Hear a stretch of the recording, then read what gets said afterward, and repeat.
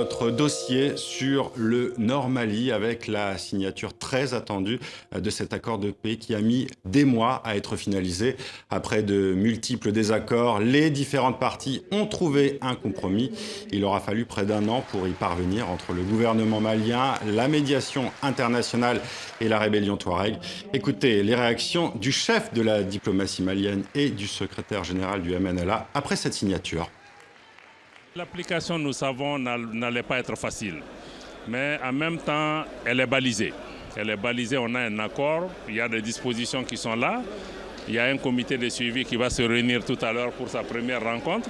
Et nous espérons que dans ce cadre-là, nous allons pouvoir aplanir toutes les autres difficultés pour pouvoir aller vraiment vers la concrétisation. Parce que ce qui est important, c'est comment traduire cet accord en paix véritable. Une chose est de signer un accord. Une autre, c'est de l'appliquer. Alors, nous comptons vraiment sur toutes les parties pour l'application effective de toutes les dispositions contenues dans cet accord. Et nous espérons que les autres parties vont faire de même parce que pour notre part, la CEMA, nous venons ici avec une très bonne foi et nous allons tout mettre en œuvre pour que les dispositions de cet accord soient effectives et respectées entièrement par la coordination des mouvements de l'Azawad. Et on continue de parler de cette signature. Dans un instant, ce sera avec vous, François-Xavier Froland. Mais d'abord, retour sur le parcours mouvementé, chaotique de cet accord de paix avec Laure de Matos. Nous sommes le 15 mai dernier. Les représentants du gouvernement malien et de la médiation internationale signent en grande pompe l'accord pour la paix et la réconciliation du Mali. De nombreux chefs d'État africains assistent à l'événement, auquel ne manque finalement que la CMA, la coordination des mouvements de l'Azawad. Un maillon pourtant essentiel à la construction de la paix dans le Nord Mali. La rébellion Touareg a eu besoin d'un mois supplémentaire pour consulter les populations de la région et prendre une décision. Deux ultimes obstacles à la signature de cet accord ont aussi été levés depuis la mi-mai. Les groupes pro-gouvernementaux qui avaient pris fin avril la ville stratégique de Ménaka aux rebelles Touareg ont quitté les lieux, remplacés par les soldats de la MINUSMA. Et autre signe de bonne volonté de Bamako, les mandats d'arrêt de 15 responsables de la CMA ont été levés. En tout, les négociations auront duré près d'un an entre Kidal et Alger. Et l'accord devra encore être appliqué pour que le Nord Mali se stabilise à long terme. Le texte prévoit une décentralisation renforcée du pouvoir à destination des régions, la démobilisation des combattants des groupes armés qui devront être intégrés prioritairement dans l'armée malienne dans le Nord. Dernière disposition qui compte aux yeux de la rébellion Touareg, historiquement indépendantiste, une conférence nationale sur la question de l'Azawad doit être organisée par Bamako.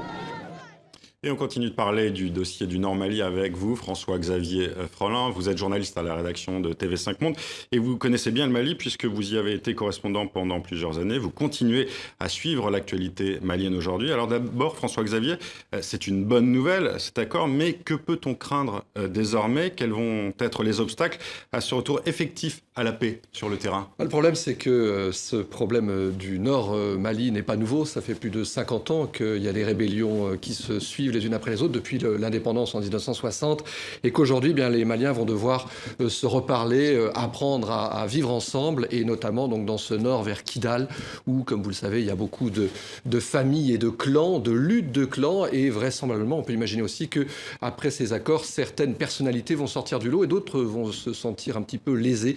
Il y aura certainement des conflits internes. Alors, il y a la question de l'armée malienne qui va revenir au nord pour assurer aussi la sécurisation, hein.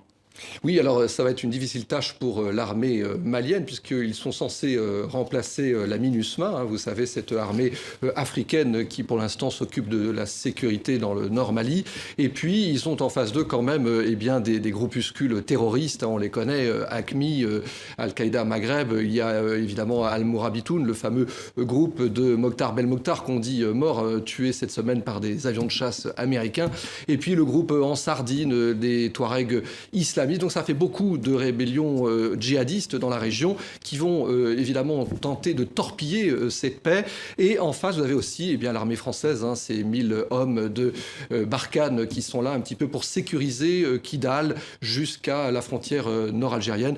Tout cela va être très compliqué, bien entendu. Et il y a aussi les milieux très nationalistes à Bamako, François-Xavier. Eh oui, les fameux amis de Sanogo, le fameux capitaine qui avait été emprisonné après son fameux coup d'État contre l'ancien président Amadou Toumani Touré. Ce monsieur Sanogo a essaimé un petit peu dans les esprits son nationalisme sud-malien. Et il y a beaucoup de Maliens, notamment à Bamako et puis dans d'autres villes de la région, qui se sentent proches de ces idées. Et on a vu d'ailleurs une manifestation il y a très peu de temps dans Bamako qui a dégénéré avec beaucoup de slogans d'ailleurs anti-français, puisqu'on dit les Français proches de cette rébellion. C'est ce qu'on nous reproche. Alors on comprend, c'est un accord de paix fragile et qui est attendu par des milliers de déplacés. 350 000 déplacés en tout, 200 000 sont encore au Mali, dans le sud, et 150 000 sont dispersés dans les pays frontaliers, Niger, Burkina, Mauritanie, Algérie. Ces gens-là veulent vraiment rentrer chez eux. Malheureusement, ils ne savent pas ce qui les attend. Ils vont retrouver souvent des maisons dans un piteux état et ils craignent encore des exactions. Ça va être très compliqué de réorganiser ce retour. Merci François-Xavier Freland. Voilà ce qu'on pouvait dire sur ce dossier nord-malien ce soir.